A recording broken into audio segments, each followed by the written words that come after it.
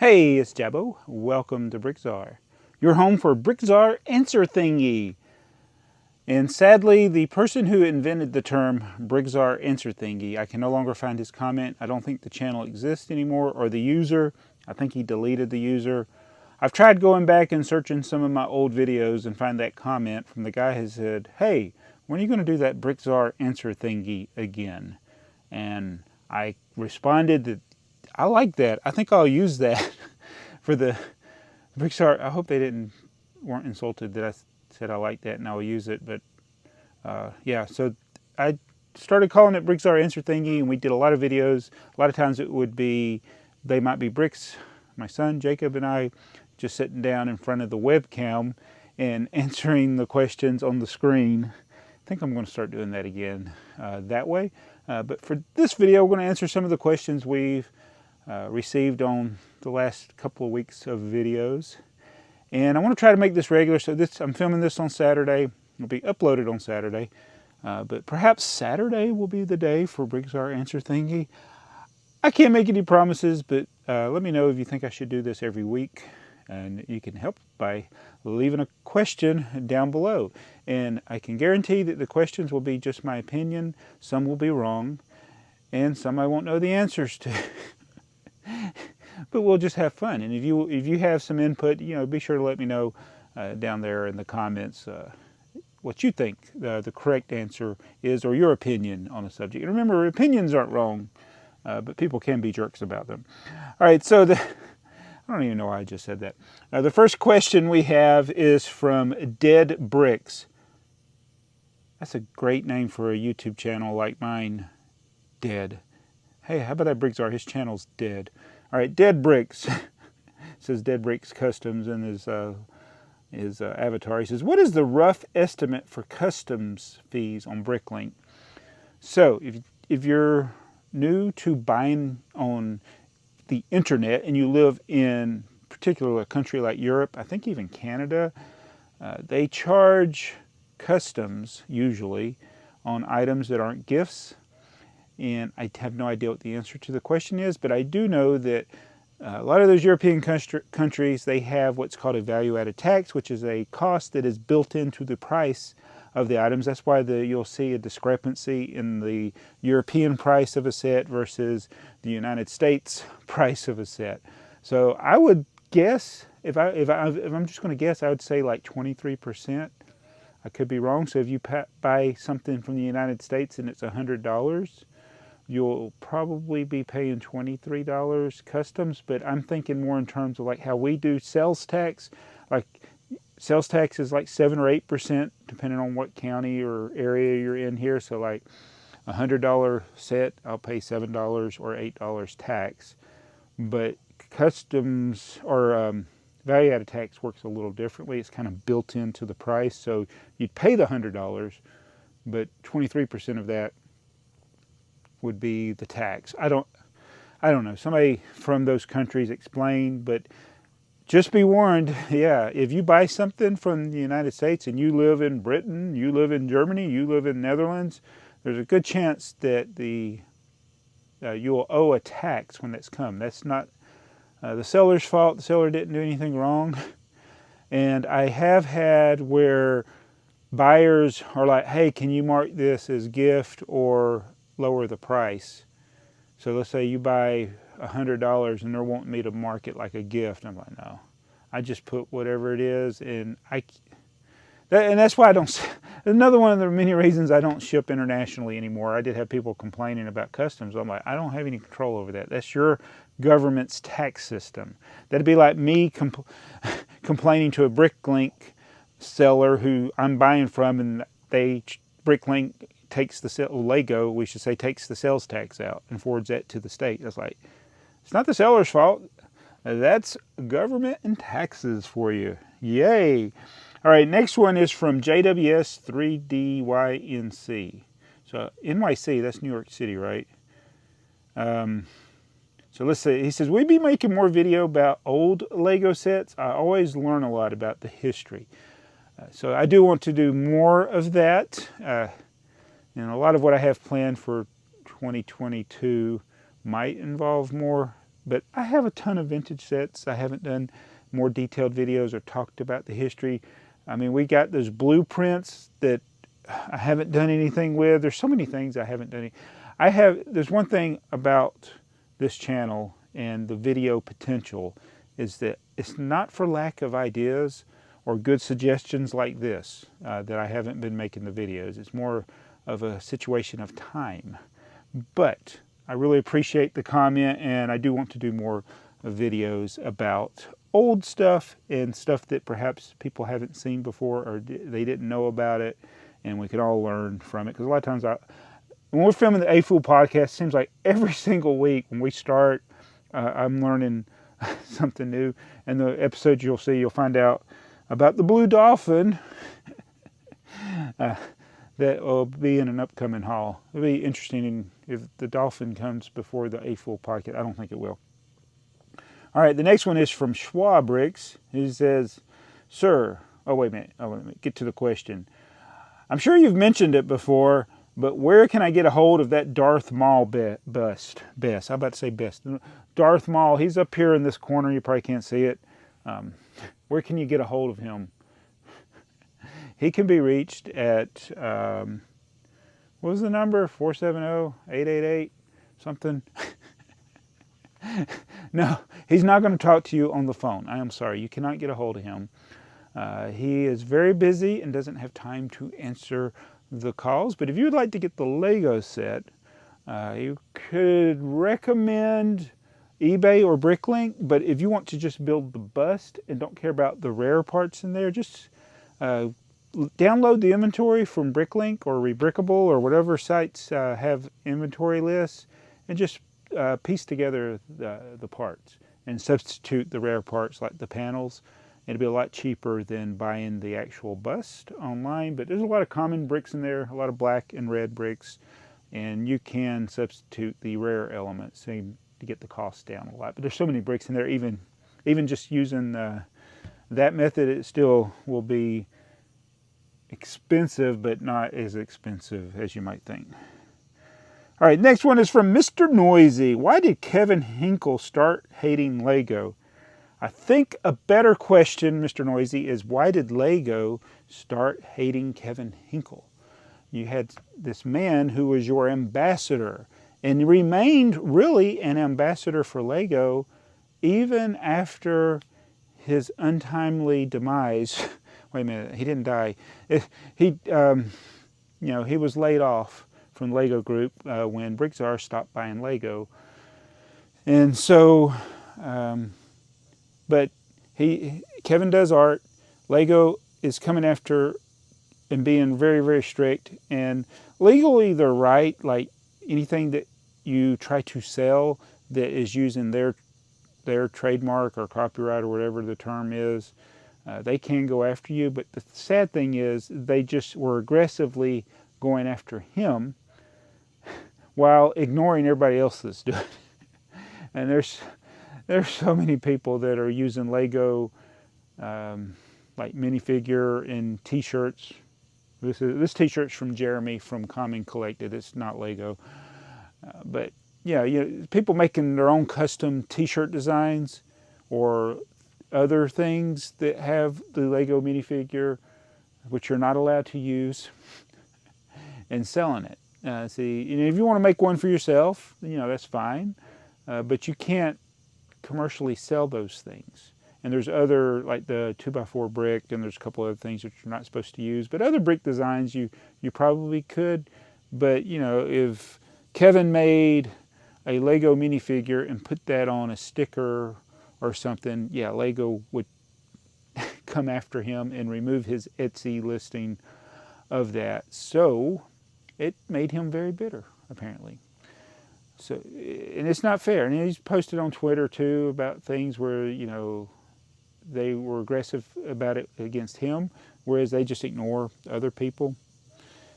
It's a double standard. And the thing that, for me personally, with Kevin, is that when he worked for Lego, they would try to take advantage of his artistic skills and use him in a way that wasn't part of his job function. because they knew he knew about art and was an artist, and he wouldn't do it. And it's like, you wanted to take advantage of it freely when he worked for you, and he didn't allow it. And then after he leaves and he uses his art, then you go after him. So it's, yeah, it's petty, and I feel bad for him. The next one is from Thomas Sampson. Thank you, Thomas. Thomas is the one that helped Greg from Brickatech and myself get the Lego duck from the Lego house. He says, do you know what's up with Greg? He hasn't posted in a while. Well, he does post on usually his vlog channel. He would post more videos than he would on Brickatech, but I have noticed that he hasn't posted hardly anything much lately. But he has also mentioned in some of his videos about trying to take a break, trying to enjoy time with families. He's taken a couple of vacations, and it's summertime. His wife's not in school, will be going back to school very soon if she hasn't already with her teaching job. So I think it's good. I think it's really good that Greg has taken that time and not been so worried about getting the videos out. And I think it's a very balanced approach. And I'm sure he's going to be, when things go back to normal, like Cody goes back to work and Clark is back in school, he'll be back to having the time to edit more videos. So just remember, with YouTube creators, sometimes they get like posting videos every day, sometimes multiple videos a day, and then when they miss a video, people are like, what happened? Where did he go? Did he die? And it's like, first of all, the video creators don't owe us their videos. It's not owed to us. It's just something we can freely enjoy. So it can cause people to feel like they're obligated to make a video, even when it's an innocent, like, hey, you didn't post, what happened? What's up with your video? So I tend to be like not worried when people don't post, because I know that anything can come up, and it is hard to maintain the grind. I know a lot of people view like the life of a YouTuber as the easy and coolest job in the world, and while it may be cool, it is definitely not the easiest job in the world. In fact, it can be stressful, and it can be hard, and it can be very, very hard to maintain a balance. So it's all right that Greg hadn't posted. Oh, here's a good one from UFG 2036. Why are small bagged Lego sets called poly bags? Poly, I think that is from is it Greek or Latin for mini, but it's not mini bags. It's like mini, M-I-N-I. It's M-A-N-Y. But that's not what the origin of it is from. Like polythene, or is it polyethylene? It's what small plastic bags are. That's the name for small plastic bags, poly bags. So it's just and of course they're not like Ziploc bags, but yeah, they're just clear bags. That's where that word comes from. And I don't even know, is this something that Lego used or the fans called? A lot of the fans come up with the names of Lego sets, because there's a lot of Lego sets that don't have names, but people gave them names, even though they didn't have official Lego set names. Now here's one from Chris Rosoni. He says, what do you do with all the extra gift with purchases you get from your mini Lego set purchases? Have a great day. Some of them I still have. I'm looking over there. There's in a box there's some of the 60th anniversary gift with purchases in a box. Some I part out. I parted out, like I got 11, I think, of the train. I parted some of those out. I'm about to part out the Amelia Earhart. I don't feel like waiting. I know some people will sell them. I don't usually sell them like right away. I may wait till later to sell them, and so that's why I probably still got a lot of unopened ones here in the basement. So there's no like definitive plan, but it's knowing that, okay, I bought this set, I got this free set, later I could sell it. So yeah, the duplicates, it's like eventually I would sell them, but I haven't really aggressively sold or parted out a lot of them. So a lot of them are probably still here, but that's the plan, to sell them to recoup the cost. All right, Mardi Gras Man 2-3 can be seen with me every 2 Fridays on Brick Train's channel in the A-Full podcast. He says, do you get VIP points for bricks and pieces? I think so. I think I should pay closer attention. I'm pretty sure, yes. You get VIP points for your bricks and pieces orders. Oh, this will be a whole separate video. Mayo asked, do you do a video showing all your hot dog carts? You know what? When I saw this question and I saved it, I thought it said show all my shopping carts on BrickLink, but it's hot dog carts. I have, I don't know what I got. Are you talking about like the Friends hot dog cart? I don't know. I had to go back and see what video this was on. There are so many shopping carts. There's little ones. There's big ones. Lego has. There's no shortage of hot dog salesmen in the Lego world. But I'll be honest. I thought the question was my shopping carts because I have like 48 shopping carts. I had 50 something, like 57 shopping carts on BrickLink. What I mean by that is I've gone to different BrickLink stores looking for stuff, and I add things to my cart, but then I never check out. And sometimes I do eventually going back to that seller and checking out, because the reason I don't necessarily check out is because I'm thinking, well, maybe they got something else. So I want to check to see if there's anything else I need to complete a set. And so I end up forgetting about the cart. So there's like 48 shopping carts. But hot dog carts, I don't have any plans to show those. Here's another one for Mayo. What's the difference between the brick-built dragons and Brickley and Ollie? That's a dragon. That's Gamera. This is a ride from one of the Lego theme parks that was sent to me. I collect Ollie, and I think the reason they call him Ollie is based on like Ole Kirk Christensen, the founder of Lego. I think that's the reason the dragons are called Ollie. But what's the difference between the brick-built dragons and Brickley and Ollie? So, because one of them's called Brickley and one of them's called Ollie. Why have I never thought of this before? And which one's Brickley? And which one's Ollie? Are they like a team? Oh. And so you're down there at Lego store in Orlando at Disney Springs, used to be downtown Disney. There was the one out in the lake. I don't know if it's Brickley or Ollie.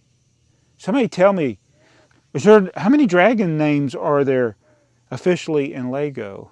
And did this guy have a name? I don't know. It's a good question. Brian's Brick Barn. Is it literally a barn? Because some people actually do have a barn that they sell Lego out of, or like a shed in the back of their house. It says, do you have a dedicated label printer for BrickLink, or do you print on paper and tape the label on? Well, here's the thing. It's neither. I don't have a dedicated label printer, although I have thought about getting one of the thermal printers where all I have to do is buy the labels. I don't have to buy ink.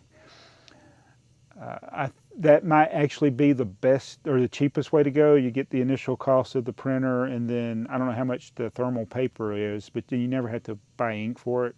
So I know a lot of people do that, but I don't think I do enough sales to worry about that at this time. And so originally I did do one of these. It says, do you print the paper and tape it on? So that's what I used to do. I used to just use regular white paper, and I would print. Sometimes what we would do is I would print 2 labels on one piece of paper, and that actually involved printing it and then turning it around the other way and printing it with the other label and then cutting them and then make sure you put the right label and then using tape. And I do that, only time I do that now is if I run out of labels. So I actually use the labels that come to a sheet, and we will print out the orders that way. and then they just stick them on there. Don't have to use tape. It's quick.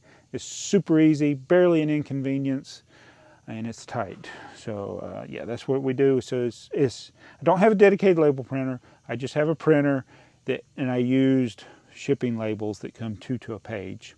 And usually I print one out, then turn it upside down and over, and print it on the other page.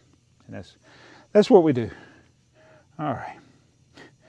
Mayo asks, why do you think Lego wanted to get into the action figure market with Bionicle? They tried a lot of different things. Some of those things didn't work. They actually tried to get in the action figure market with Barbie competition with Belleville or some of the dolls or other things they came up with. So a lot of times it's just bad ideas that they tried. And they did a lot of things that made no sense, like the music. When they did the Lego Explorer, what a terrible idea. Not even compatible with Lego. At least Bionicle is somewhat compatible with Lego, and it did have an interest, but yeah, I think Lego, Earl and Joey were talking about this. We were on the A-Fool podcast, but Lego trying to be every toy there in the late 90s and early 2000s, it's like they were trying to be Mattel or Hasbro instead of Lego. Just be Lego. Do what you do best and stop trying to do what other people do. So that's all the questions for this week's episode of BrickTsar Answer Thingy. And if anybody ever finds that comment, I mean, I don't have the time to go back through all of my early videos and read all the comments. But somebody did say that. Or if you're that guy that said, hey, no, anybody could admit to it. I'm pretty sure the guy never commented again. That came up with the name BrickTsar Answer Thingy. But anyway, thank you for watching. If you have a question, leave it in the comments below. Try to put the question mark or the hashtag BAT, and maybe we will discuss that question in the next BrickTsar Answer Thingy, which may or may not be next week. I may or may not be wearing a different shirt tomorrow, and I may or may not see you. Actually, I know I won't see you, but you might see me tomorrow.